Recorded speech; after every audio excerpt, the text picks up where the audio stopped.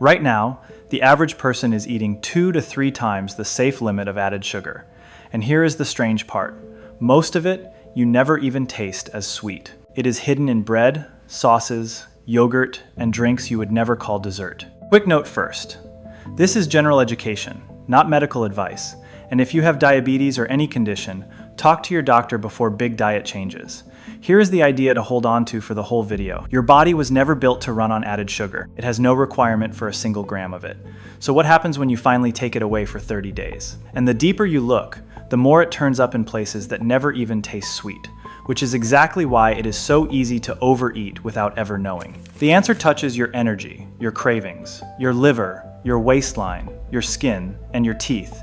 And the first few days are not always pretty. Across a year, that habit adds up to tens of pounds of added sugar per person, most of it never eaten as an obvious sweet. By the end, you will know which of these effects are rock solid, which are merely likely, and which are mostly hype.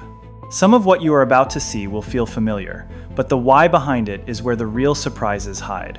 What happens to your body when you stop eating added sugar for 30 days? Before anything else, we have to clear up the single biggest confusion, because not all sugar is the villain here. There is a world of difference between the sugar in a candy bar and the sugar in an apple, and getting this wrong is where most people go astray. Once you can tell the two apart, the whole idea of quitting sugar suddenly becomes a lot more doable than it first sounds. Hold that one distinction in mind for the next 20 minutes, because almost every claim about sugar either holds up or collapses depending on it. Natural sugars come bound up inside whole foods, fruit, vegetables, and milk, wrapped in fiber, water, and nutrients that slow them down. Added sugars are the ones stirred in during processing. Table sugar and high fructose corn syrup, stripped of everything that would slow them. Whole fruit even comes with fiber that physically slows sugar's entry into your blood, blunting the spike. Guidelines now print added sugars right on the nutrition label, so for the first time you can actually see the number. The simplest rule of thumb: if the sweetness was added by a person or a factory, it counts.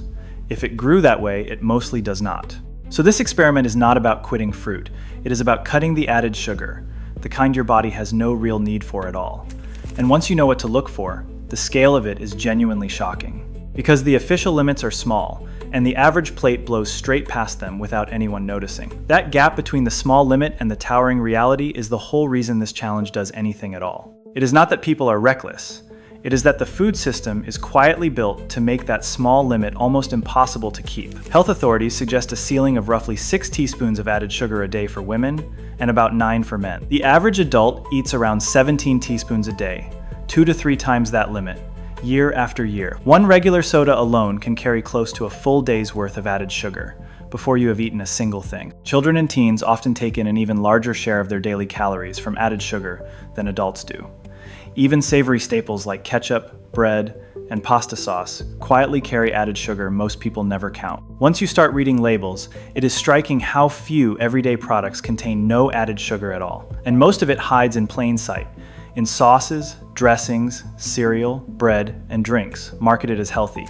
So you cut it out, and for many people, the first few days are the hardest part of the entire month, because your brain has come to expect that sweet hit on a schedule, and it does not give it up quietly. It helps to know this discomfort is temporary and, in a strange way, a sign that the reset is actually working. In the first days, cravings can spike, and some people feel irritable, tired, or foggy, an informal sugar come down. How real is sugar withdrawal? Clear in animal studies, genuinely debated in humans, but the cravings people feel are very real. These symptoms are usually mild and short-lived, not a true medical withdrawal, but they are enough to derail many attempts. Planning ahead, clearing the house of obvious triggers, and leaning on protein and water make these first days far easier. Knowing the come down is coming, and that it reliably passes, is honestly half the battle in getting through it. The good news: for most people, this rough patch fades within a week or two as the body and brain adjust. To understand those cravings, you have to understand what sugar does to your brain, because it is not just a lack of willpower. Sugar is pulling on some genuinely ancient wiring, and it pulls hard. Once you see the machinery behind the craving, it stops feeling like a personal failing and starts feeling like something you can outsmart. Sweet taste lights up the brain's reward system, releasing dopamine, the same signaling involved in other strong rewards. Food makers know this, engineering products to hit a bliss point of sweetness that keeps you reaching for more. This wiring evolved when sweetness was rare and meant safe, ripe energy, a lifesaver then, a trap now in a world of cheap sugar. Sugar paired with fat, as in most desserts, is especially powerful, a combination almost never found in nature. This is also why willpower alone so often fails. You are fighting biology, not just a lack of discipline. Studies show people react strongly to sugar cues, the sight of a treat, long before a single bite, which is why habits run so deep. While your brain is adjusting, something steadier is happening in your blood, and this is where a lot of the day-to-day benefit quietly lives. It is the end of a roller coaster you may not have known you were riding. This hidden roller coaster is quietly running in the background of a surprising number of people's afternoon. Once you feel a single afternoon without that crash, it becomes genuinely hard to want the roller coaster back. A hit of added sugar, especially a drink, sends blood glucose up fast, and insulin rushes out to bring it back down. That sharp drop afterward can leave you hungry, shaky, and reaching for the next sugary thing an hour later. Liquid sugar is the worst offender. With no fiber or fat to slow it, it hits your bloodstream almost immediately. For people with insulin resistance or prediabetes, smoothing out these swings can matter even more. Protein, fat, and fiber, alongside any carbs, blunt the spike, which is why whole meals beat sugary snacks. Cut the added sugar, and those peaks and crashes flatten out, which is why so many people report steadier energy. So by the end of the first week or two, once the cravings ease and the roller coaster flattens, a quiet shift tends to show up. It is not dramatic, but people notice it, and they tend to like it. It is rarely a dramatic lightning bolt, more like a fog you did not know you were in, quietly starting to lift. It is a smaller, calmer kind of good that, oddly, tends to last far longer than any sugar rush ever did. Without the mid-morning and mid-afternoon sugar crashes, energy across the day feels more even and predictable. Many people also report fewer cravings overall, because they have stepped off the spike-crash-spike cycle that drove them. Some people also notice better sleep, since late-night sugar spikes can quietly disrupt how the body winds down. With cravings quieter, many people find they snack less out of habit and more out of genuine hunger. None of this is a promise of boundless energy, just the removal of the artificial dips you were creating. Steadier blood sugar can also mean steadier mood and focus for some people, though this varies person to person. Now we go somewhere most people never think about, and it might be the most important stop on the whole tour: your liver, because a specific part of sugar has a very particular relationship with this one organ. For a long time, we blamed only fat for this, but sugar has quietly turned out to be a major player too. Think of the liver as the quiet bookkeeper of your metabolism, and a flood of added sugar as a stack of bills it never asked for. Most people will never have their liver checked, which is part of why this organ's slow drift so often goes unnoticed for years. Added sugar is about half fructose, and fructose is handled mainly by the liver, unlike the glucose your whole body can use. Flooded with too much fructose, especially from drinks, the liver can convert the excess into fat stored inside itself. Encouragingly, cutting fructose has improved liver fat and insulin measures in study participants within about 10 days. Unlike alcohol, this kind of liver fat is silent. You cannot feel it building, which is exactly what makes it sneaky. The liver can also begin to clear some of that stored fat once the sugar flood finally stops coming. Over time, high added sugar intake is linked to fatty liver disease, now strikingly common, though calories play a role too.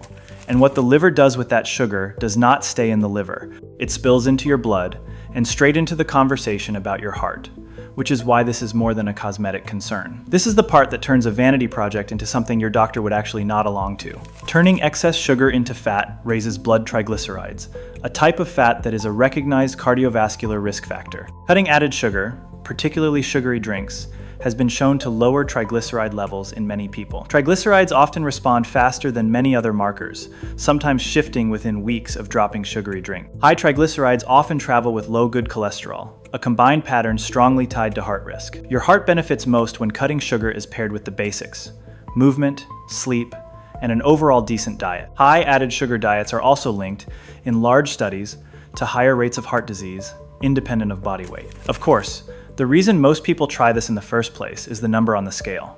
And here the truth is encouraging, but it comes with an important asterisk you deserve to hear. So the win is real, it is just earned through calories, not through any special magic of avoiding sugar itself. The scale is the noisiest, least useful judge of this. The better signals are your energy and your waistband. Liquid sugar is easy to overconsume because it barely registers as food, so it adds calories without filling you up. Cut it, and many people naturally eat fewer total calories, often losing some weight, especially around the belly. Sugar's low fullness is the real issue. The same calories from whole food would have signaled you to stop eating. Visceral fat, the deep belly fat around your organs, is the most metabolically harmful and often the first to go. Pace matters more than perfection. Slow, steady fat loss beats a crash diet every time for keeping it off. Many people drop a few pounds of water early, as sugar and its stored carbs release retained fluid. But the asterisk: sugar is not uniquely fattening by magic. Total calories still decide weight. Sugar just makes overeating easy. There is also a change some people notice in the mirror, and the science behind it is genuinely interesting, even if the effect is modest and slow to appear. It is the kind of change you are more likely to notice in a photo 6 months apart than in the mirror tomorrow. Excess sugar in the blood can stick to collagen in a process called glycation, forming compounds that stiffen skin. Over years, this glycation is thought to contribute to sagging and wrinkles, so lower sugar may help skin age more slowly. Hydration, sleep, and sun protection do far more for your skin than sugar alone, so keep this one in proportion. If you do see a glow, better sleep and hydration from the reset deserve as much credit as the lower sugar itself. Just keep expectations realistic. 30 days is a start, but skin changes are gradual, and the evidence here is modest. Now for the single most established benefit of the entire list, the one no scientist will argue with. It is the oldest sugar lesson of all, and it happens right inside your mouth. It is almost funny that the benefit our dentists drilled into us as kids is the one standing on the firmest science. It is the one benefit on this entire list you can pretty much take straight to the bank. The bacteria in your mouth feast on sugar and produce acid, and that acid is what erodes enamel into cavities. Cut the added sugar, and you starve those bacteria of their favorite fuel, directly lowering your risk of decay. The damage depends less on how much sugar and more on how often. Frequent sipping bathes teeth in acid all day long. Tooth decay is still one of the most common chronic conditions on Earth, and sugar is its primary driver. Swapping sugary drinks for water is the single highest impact change for both your teeth and your waistline. Of every benefit here, this one is the most rock solid. The sugar and cavities link is about as settled as nutrition gets. Beyond any single organ, there is a quieter, whole body process that high sugar appears to stir up, and calming it may be part of why people just feel better overall. You may not be able to feel inflammation directly, but it is plausibly behind a good part of that vague better feeling.